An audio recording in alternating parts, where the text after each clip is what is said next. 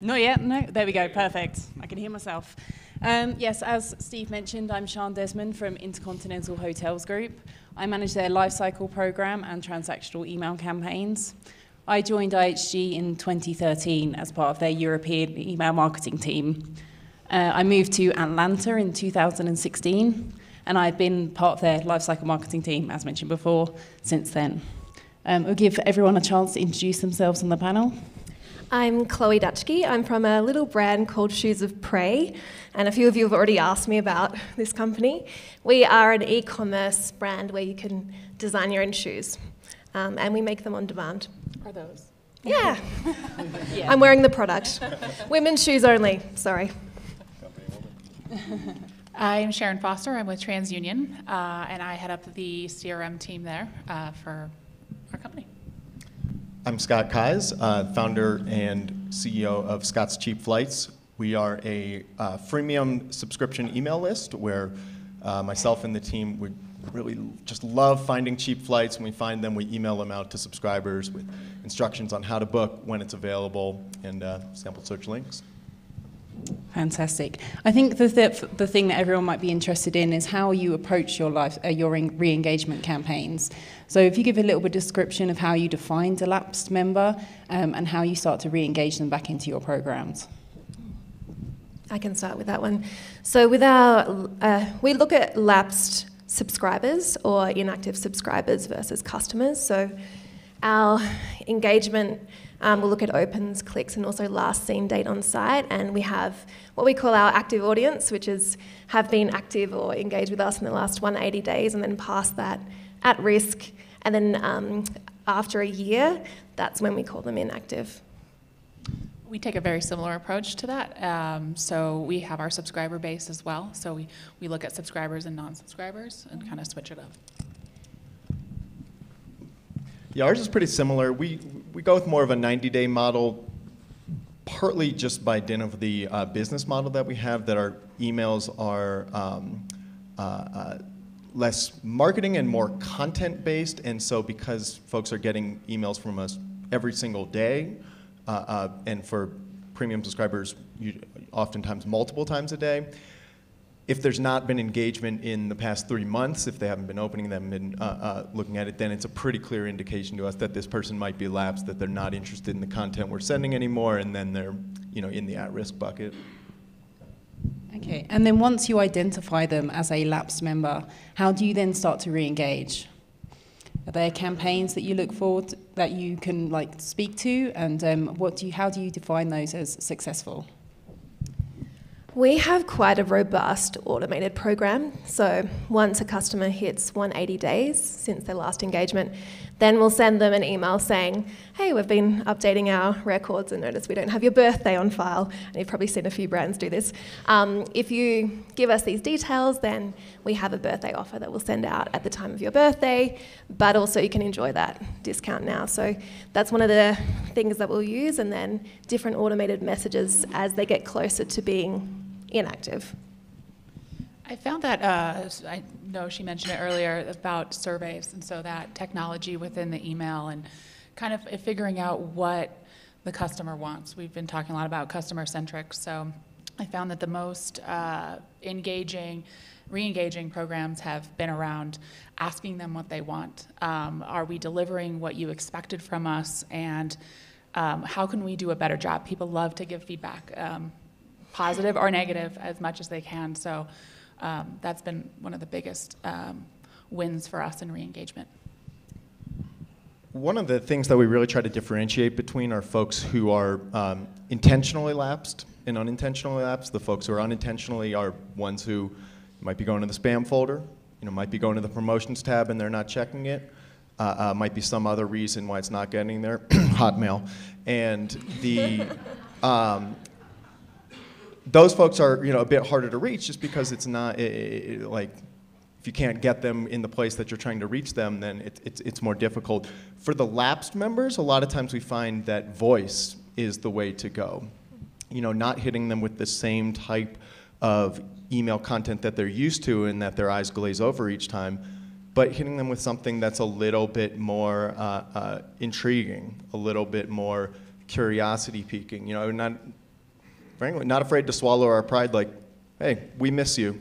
Hey, come back. Like, please open this email. Those types of things. This is just stuff off the top of my head, but that we really engage in, especially with folks who are either lapsed or might be leaving, want to basically convey to them that, hey, you're still valued from us. We're not afraid to actually tell you that. I think for a lot of places there is that sort of pride that is preventing that type of thing sometimes, that they won't feel like, you want to go? All right, we didn't want you anyway, whereas we're like, hey, yeah, stick around. We like having you here. On that point, one kind of way we look at our marketing is, and the kind of the whole customer journey is like the dating game, and you've probably done the social stalking, and then you get to the number exchange, which is the email exchange, and so at one point they probably were around and engaged. So if you're contacting them 1 year down the track, it's not enough to say, hey, I'm here, but actually start that authentic conversation. Yeah. You both touched on a couple of points, integration within the email. Is there any campaigns or any integrations, any tools that you use that you want to call out in your campaigns that you think have worked very well within re-engagement? I can tell you something we're thinking about with partners like Movable Ink. Is really, it's the ability for them to change the content that's in the email and make it relevant to you. And so I think relevancy is the most important thing, making sure you're still speaking their language. And so we're looking at something, but technology like that, so we can give them sort of a year in review. Credit's not sexy, so it's not fun. It's Oh, thank you. But really, people don't check it all the time. It's when you're making a big purchase or you're doing something. So we're really trying to figure out, what's relevant. Is it the amount of times your credit's been pinged in the last, 6 months, and kind of giving them that review. It's like, hey, this is what you're missing to re-engage them. With us, we have experimented a lot with plain text. So just for that personalization too.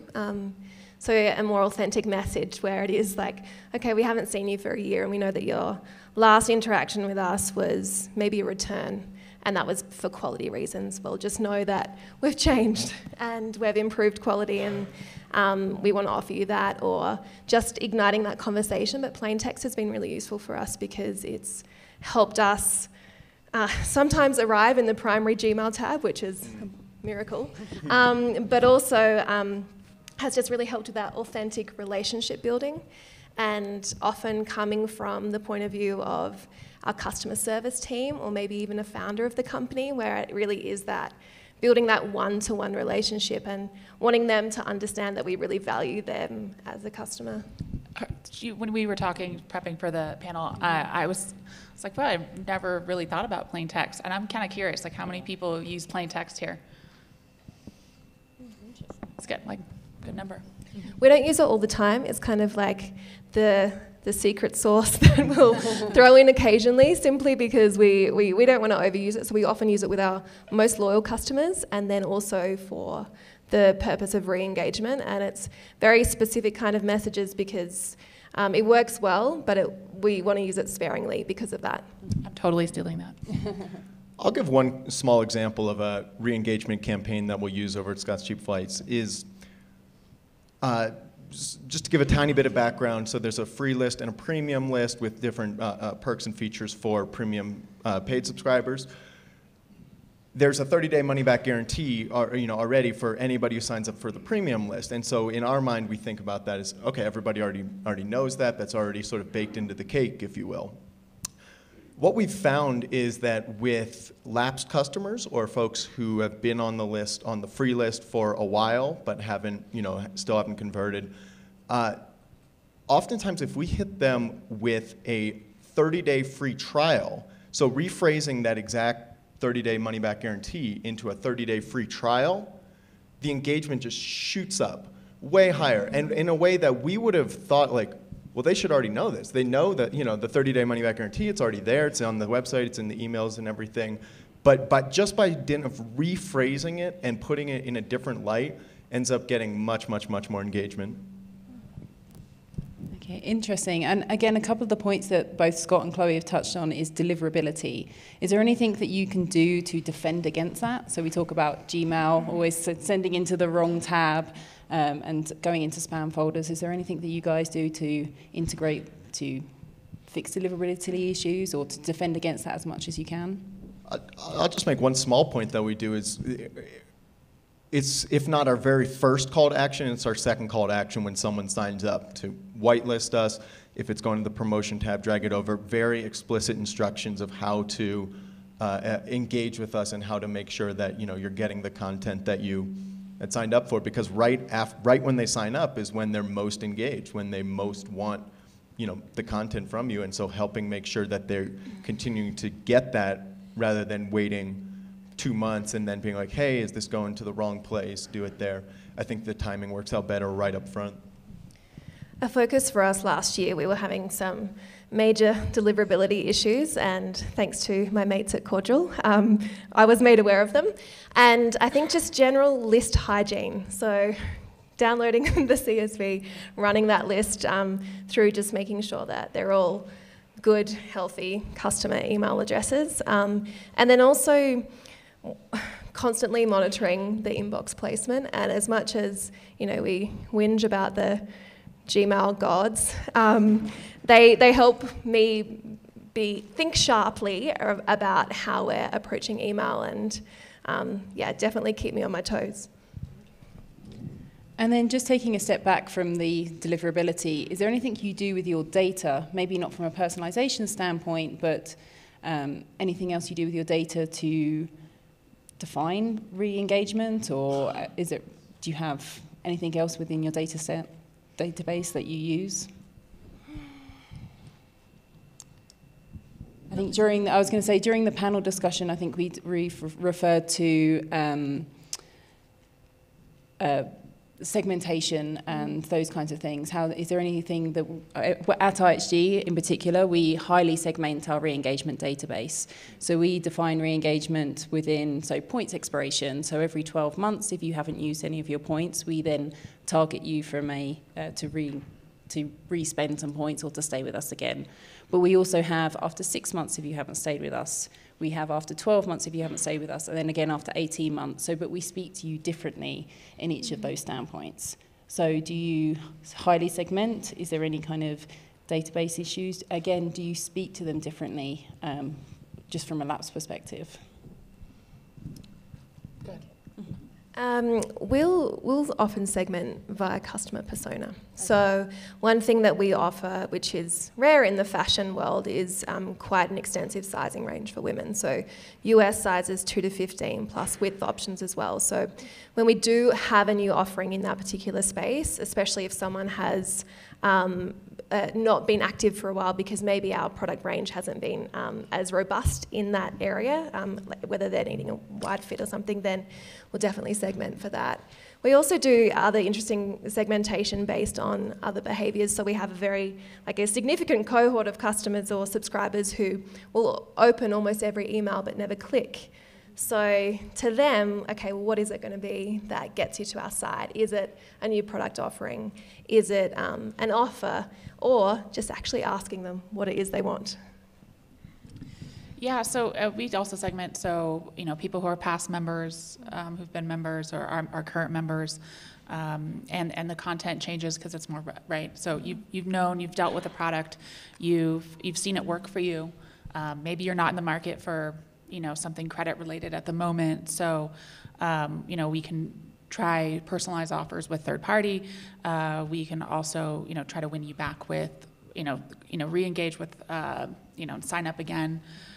So that's different ways we kind of use the content and data to, again, talk to them.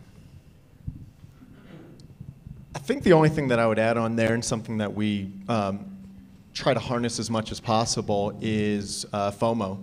As soon as somebody leaves, it's like, hey, here are the deals, that other premium subscribers just bought like this week. Here's the, $500 flight over to India, the $400 flight over to New Zealand. We had an interesting interaction just a couple days ago with somebody emailed in saying, oh snap, I meant to unsubscribe, but then I got this, $400 mistake fare that you sent out to New Zealand, and that's exactly what I was looking for, and so like now I'm going to stay on. That was just a happy coincidence, but trying to really, as much as possible, find ways to not only insert that level of FOMO, but to also impress upon people the value of staying on the list, like what they can expect from it going forward and what they'll be missing out if they're no longer engaged. I think you touched on a great point. Re-engaging before they've hit the re-engagement standpoint. Is there anything you do during your life cycle marketing to keep those customers engaged throughout before they've hit the re-engagement or the lapsed segmentation?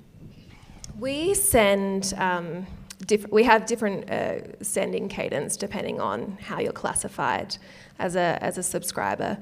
What we do to our active audience is we'll send probably maybe 3 marketing promotions or blasts, usually editorially led a week, so quite a lot. And from there we pull the most successful ones from the month, and then we throttle send them in batches to the at-risk and then the inactive. So those customers are getting our best performing content. We also have, we look at ourselves as a bit of a shoe authority, so we're sharing content that doesn't necessarily relate directly to our product. So it might be tips and tricks on how to waterproof your shoes or things like that. And that's been a really great way to keep them engaged. So we engage similar tactics. Something else that we've looked into is building models, so cancellation sort of avoidance, or looking at when we think they're going to lapse. And trying to get some of those models in the system and sending them that content that's relevant to them with those models. The only thing I think I would add is thinking about what sort of internal structures can be created to keep your subscribers sticky. And so a very unique situation we're on is, as a subscription model is early on we instituted grandfathered pricing. That no matter what prices increase to in the future, whatever price point you sign up at is the price point that you stick to, unless you cancel. In which case, that's sort of one of those selling points that people can say, oh, all right, let's take somebody who maybe they take 1 vacation a year, they just booked their trip to London, it's great, it's only like $425, but then they're like, well, should I really stick on this email list if I'm not going to be traveling again the rest of this year? A lot of those people in a vacuum probably would end up lapsing, would end up unsubscribing. If they know that, but at the same time that, oh man, I'm signed up at $29 a year, and if I unsubscribe and then resubscribe next year, it's going to be $49. All of a sudden, it becomes a much more tricky question in their mind. I think ends up being, having a lot more retention on our side than we might have otherwise. Yeah, I think those points are great. I think during the personalization panel yesterday, a couple of the companies mentioned that they don't have the benefit of being within the retail space and being able to offer discounts. So is there anything you can add to the content perspective, and also from Scott, from your point, from the resubscription standpoint, that you think there might be other areas to re-engage members? I mean, it's to the same point I mentioned before, which is about content that isn't necessarily directly related to our product. And we look at it kind of like social currency, where it's stuff that they're interested in if they're at a dinner party and someone says, I've got stains on my suede shoes, and they can come up with the 3 ways to remove it. It empowers them and keeps the brand top of mind without kind of imposing buy on them. Yeah, we're in a similar standpoint. Not everyone's going to need a hotel stay unless you travel a lot for business. Yeah. So it's how do we keep you engaged without continuously offering you 5,000 points to come back. I may not have a stay, so we offer travel blogs and those kind of things, content-based data. One thing I would add on that, in touching off what you were saying, Chloe, that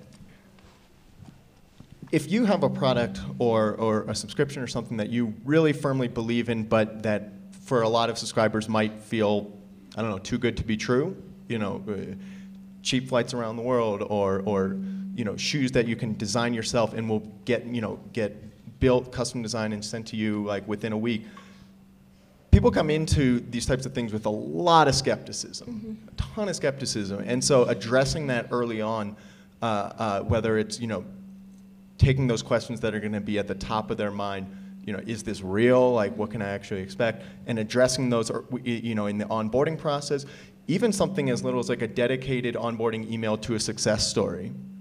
A subscriber who took an incredible honeymoon flight over to Taiwan, or a subscriber who just built these awesome shoes and for their wedding or something, complete with a ton of photos. People love those visuals. Like, those can be really, really powerful to take it out of the sort of too good to be true mindset into the actual, like, oh wow, this is real, and like people can actually do this.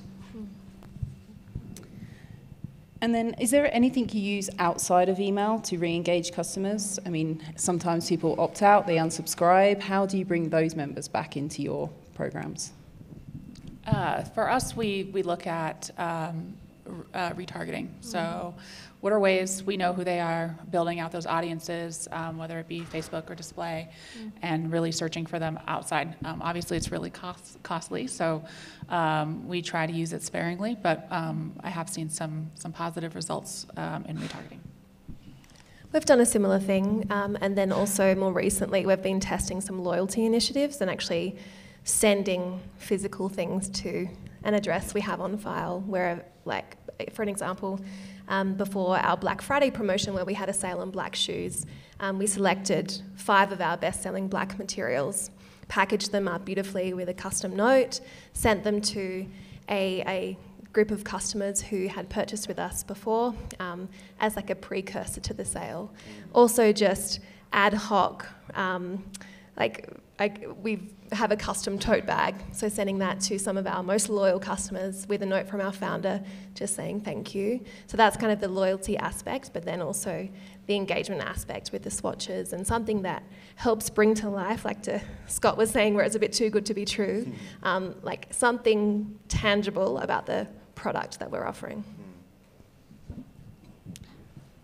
Anything, Scott? No? No, I feel like we should do those things, but we don't yet. Okay. I think takeaways for you, I guess. Exactly. Yeah. I'm here to learn. And then we talked about success metrics. So how would you define, is it always members coming back, or do you have other success metrics either within the email programs or externally?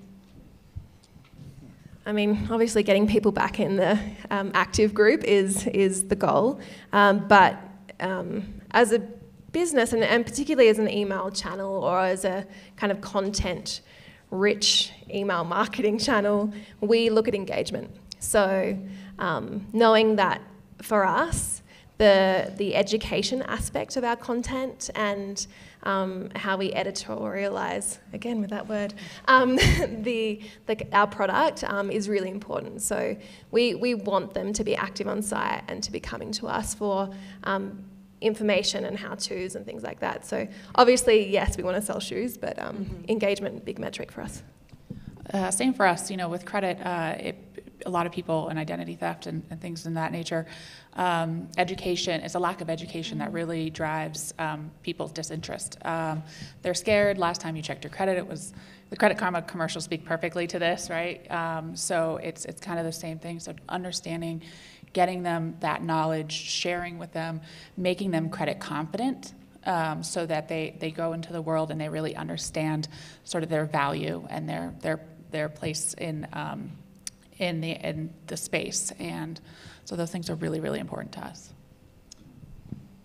For us, we don't actually care that much about engagement, which might sound weird to say at an email conference, but the reason why I say that is if we really prioritize open rates, click rates, those types of things, we would be writing our emails in a much, much, much more enticing way than we currently are. So right now, because we have a premium subscription model, we decided very early on that folks are paying us already, so our main thing is to make sure that they're satisfied with their email. And so churn is our sort of key performance indicator, not engagement. Now, to the extent that engagement informs churn, if somebody's not opening emails for months and months and months, then that person is obviously at risk for downgrading and that's red alert. But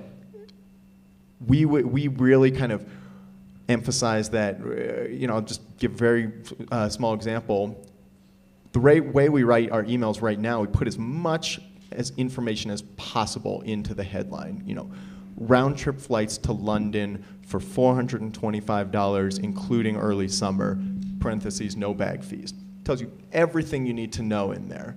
And so if you're someone who just took a trip to London, maybe you're not itching to get back. Maybe you want to go somewhere else next. Okay, that email's not exactly for me. I would rather that person just be able to go ahead and click, archive right away, that they don't have to necessarily engage with it. If we were looking to really sort of juice our engagement numbers, it would be, flight, like super cheap flights to popular Western European country during peak travel time. Ways that are much more clickbaity, but I think overall lead to much lower levels in the long run of customer satisfaction. So we try to take the long view on that and worry less about daily sort of open rates and more about long-term churn rates. Okay, and any insights you want to share with how you think re-engagement may change in 2018? Ooh, the one that everyone turns away from. I think for us, it's looking at re-engagement as not just an email marketing initiative, but also as a business initiative. Because for us, it's important to have levers to re-engage, not just email and email offers, but a new product, or an express service, or free leather samples, or whatever it is. And that is a business priority, not just an email priority. I think, the space gets busier and busier. A lot of people are getting into it, so it's a matter of trying to figure out, delivering the right content at the right time. So for 2018, our initiative and focus is really going to be on, are we serving up? We serve a lot of offers to our customers right now, and is it really hurting us? Is it helping? So really kind of simplifying the outlook right now and trying to figure out what's really working for our customers. I think I come back to voice, that nowadays, I think this has been true for a long time, but nowadays especially, people are so skeptical of being sold anything. People have their guard up. Well, oh, you want to sell me something? No, I don't want it. And so to the extent that voice can be used to sort of not only cut through that noise, but that also in a way that really feel like you have a shibboleth with that person. In my mind, that's going to be the way in which people continue to engage, where they might, they're used to seeing save up to 20% off for, they have that email headline from 20 different companies. It's all down the entire promotions tab. So to the extent that you can differentiate, cut through that noise, I think voice is going to be sort of one of the big things that companies are going to increasingly try to use to engage their customers. Yeah, I agree. And we have time for questions. Anybody have any questions in the panel?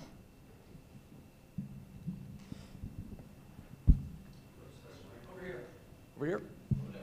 I'm sorry, you're going to need to wave your hand because I can't see you. There, thank you. That's the best way to do it. Just add another Brit in. Delaquist Alchemy Works. Yep. Question for Scott. Yeah. How often, actually everyone on the panel, how often does everyone on the list, how many times a week does everyone on the list get an email? Or everyone mailable get an email? Sure. So our system, it completely depends where you live and what tier you're on. Again, without going too much into the weeds on it, premium subscribers get all the emails that are directed to them. Free subscribers get just 1 out of every 3. It's one of the ways we try to sort of differentiate and upsell.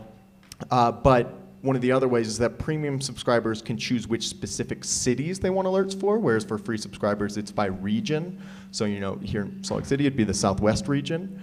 But they might, so if you are signed up in Salt Lake City or a free subscriber, for the ones that get sent to the Southwest that include Salt Lake City, that's great for you, but there might be some deals that only have Dallas in them, or only have Phoenix, or only have Denver.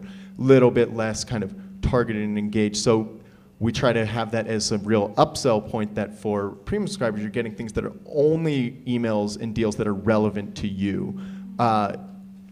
For folks who are in New York and LA, they might be getting 3 or 4 deals a day. It totally depends on what deals pop up, which is outside of our control.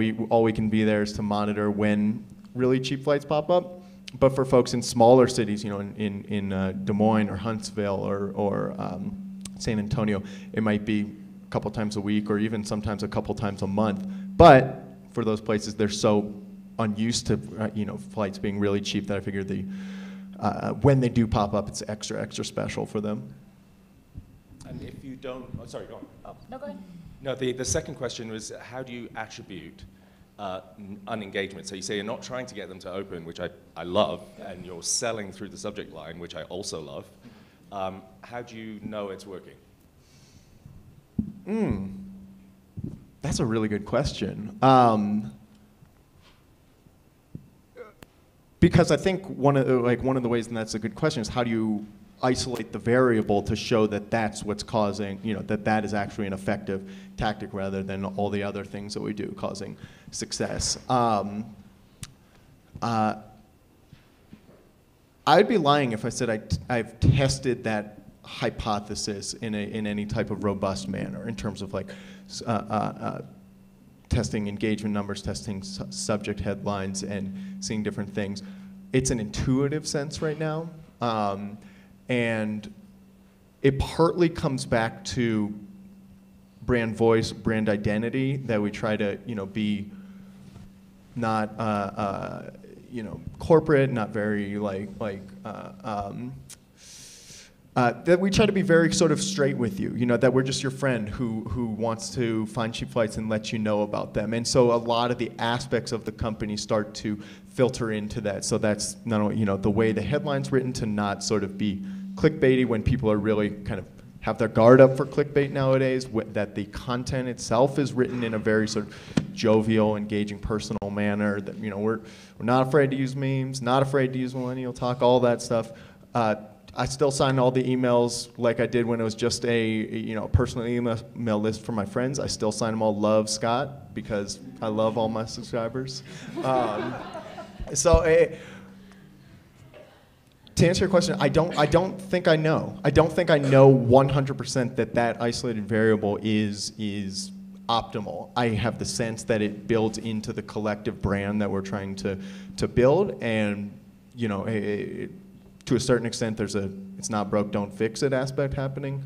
But I'd be curious to start to test some of those variables going into next year in order to make sure that we're doing the best job possible. That's a great question. Thank you. And to extend your point, Scott, about voice, back to Chloe's. Chloe, I think your company is sort of showing how voice is established not just in subject lines and in the actual and in the verbiage of the content, but in cadence and things like using alternative methods like text, sending swatches, so that voice actually is the methods, the tactics that you use actually help establish a brand voice. This is the kind of quirky back and forth you'd expect from a quirky brand, right? Yeah, and it's something it's in our DNA. It's been that way since the business started. We had a blog. And I think from there we kind of just learnt to hone our voice and knew the value of the content for the customer. And I think also because it is a daunting concept for a lot of people. It's really, it's exciting when you first hear about it, but once you get to the site, you've got the paradox of choice and it can be overwhelming. So our job is to engage and to coach people and make them feel secure in their choices and decision, and that comes from multiple avenues. Sharon and panel, thank you very much. We're going to have a roundtable on re-engagement at the end of the morning. This was great. Thanks, guys.